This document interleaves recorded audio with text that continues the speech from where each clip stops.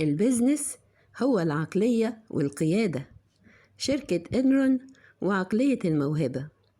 في سنة 2001 حصل إعلان صدم العالم كله في مجال الشركات.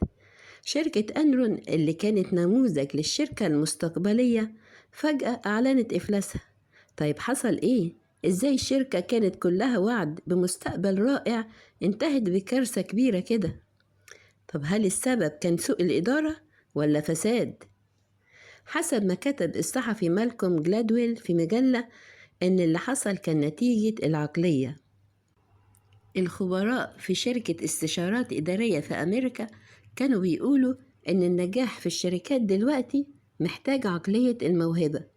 زي ما في ناس عندها موهبة طبيعية في الرياضة، هم بيأكدوا إن في ناس عندها موهبة طبيعية في البيزنس.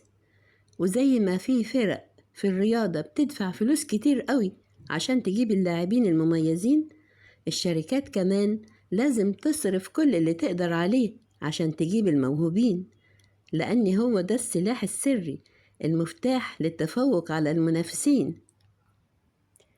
جلادويل كتب إن عقلية الموهبة بقت العقيدة الجديدة للإدارة الأمريكية. العقلية دي هي اللي صممت ثقافة شركة إنرون، وفي نفس الوقت زرعت بذور نهايتها. شركة إنرون كانت بتجيب موظفين موهوبين جدا، ومعظمهم خريجين من جامعات كبيرة، وده في حد ذاته مش حاجة وحشة، وكانت بتدفع لهم فلوس كتير، وده كمان برضو مش كارثة. لكن المشكلة إنهم اعتمدوا كليا على الموهبة، وده عمل حاجة قاتلة. خلقوا ثقافة بتعبد الموهبة، وخلت الموظفين مضطرين يبانوا ويشتغلوا بشكل موهوب، بشكل مبالغ فيه غير طبيعي. باختصار اضطروا يعيشوا بعقلية ثابتة. واحنا عارفين كويس عن العقلية الثابتة. الدراسات بتقول إن الناس اللي عندهم عقلية ثابتة مش بيعترفوا بأخطائهم ولا بيصلحوها. فاكرين الدراسة اللي عملناها مع طلاب جامعة هونج كونج واللي كل حاجة فيها كانت بالإنجليزي؟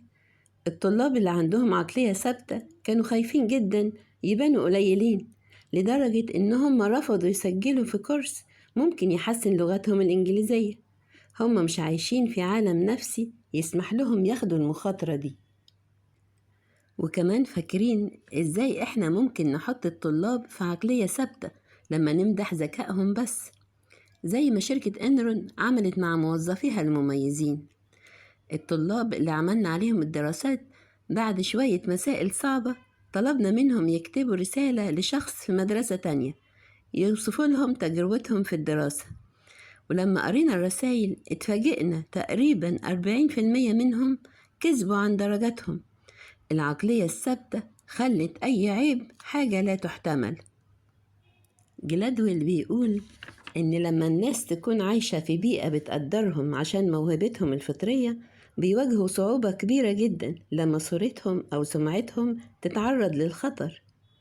مش هياخدوا الكورس اللي بيحسنهم، مش هيواجهوا المستثمرين أو الجمهور ويعترفوا بالغلط، والأحسن عندهم إن هم يكذبوا. وطبعا أي شركة مش قادرة تصلح نفسها مش هتقدر تزدهر. دلوقتي لو إنرون وقعت بسبب العقلية الثابتة، يبقى هل ده معناه إن الشركات اللي بتزدهر عندها عقلية قابلة للتطور والنمو؟ خلينا نشوف. المنظمات اللي بتنمو. جيم كولينز حب يعرف إيه اللي بيخلي بعض الشركات تنتقل من كونها كويسة لكونها رائعة. إيه اللي خلاها تعمل القفزة دي وتستمر فيها، بينما شركات تانية مشابهة واقفة عند مستوى كويسة بس؟ عشان يجاوب على السؤال ده، هو وفريقه عملوا دراسة 5 سنين. اختاروا 11 شركة أسهمها ارتفعت بشكل كبير مقارنة بالشركات التانية وفي نفس الصناعة، واستمروا على النجاح ده لمدة 15 سنة على الأقل. وبعد كده عملوا مقارنة مع كل شركة بشركة تانية في نفس المجال وعندها نفس الموارد، لكن ما عملتش القفزة دي. كمان درسوا مجموعة تالتة من الشركات اللي عملت القفزة من كويسة لرائعة، لكنها ما استمرتش. إيه اللي فرق الشركات الناجحة عن الباقي؟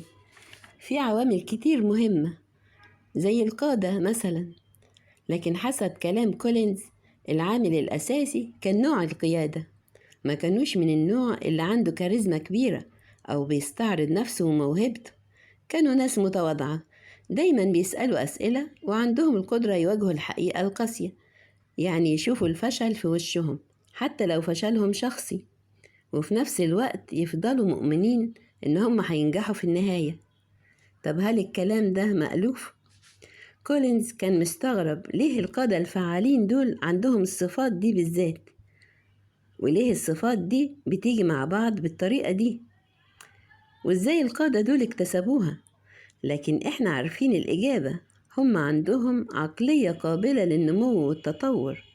هم مؤمنين بتطور البشر، ودي هي العلامات المميزة ليهم.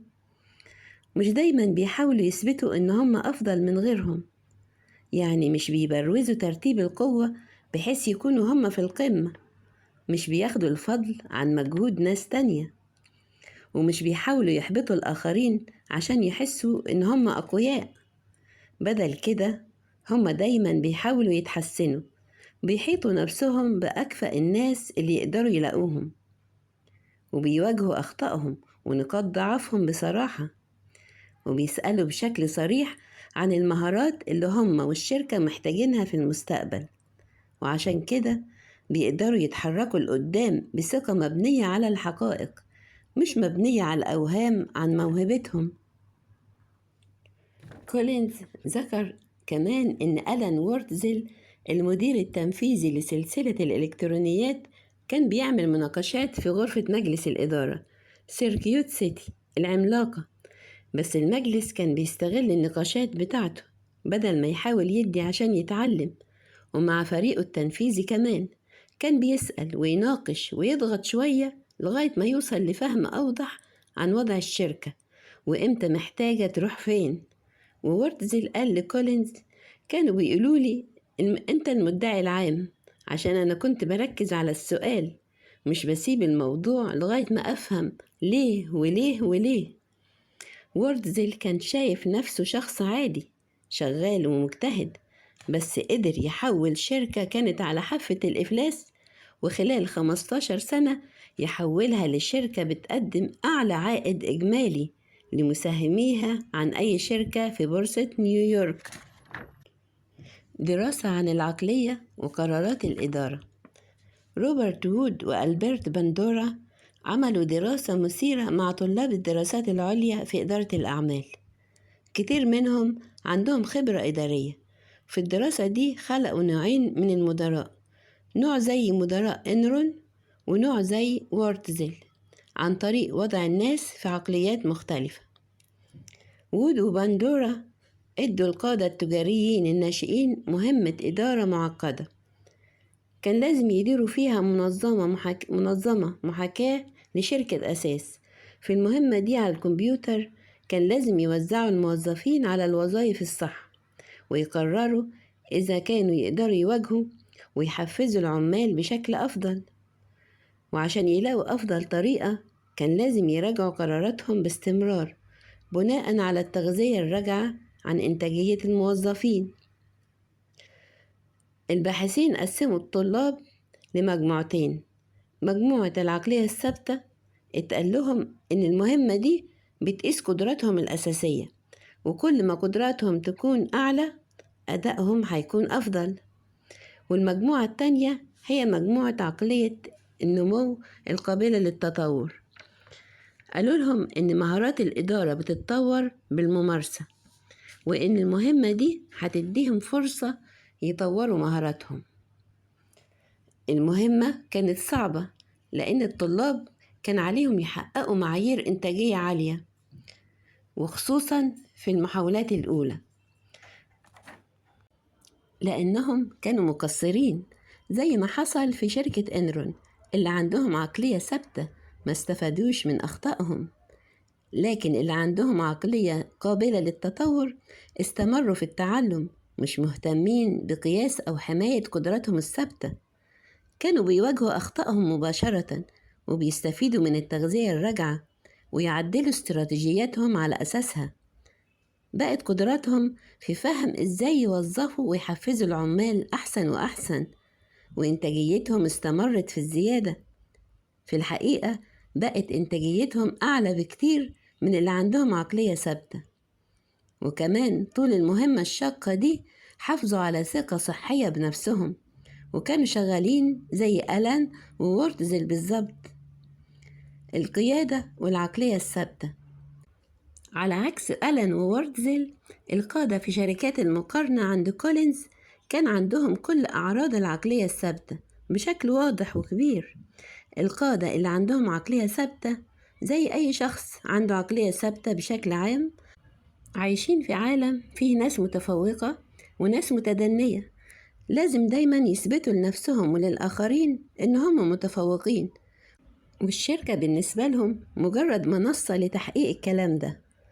وكمان سمعتهم العظيمة. قادة المقارنة عند كولينز كانوا مهتمين جدا بالشخصية، لدرجة إن هم أحيانا بيجهزوا الشركة للفشل بعد ما ينتهي عهدهم.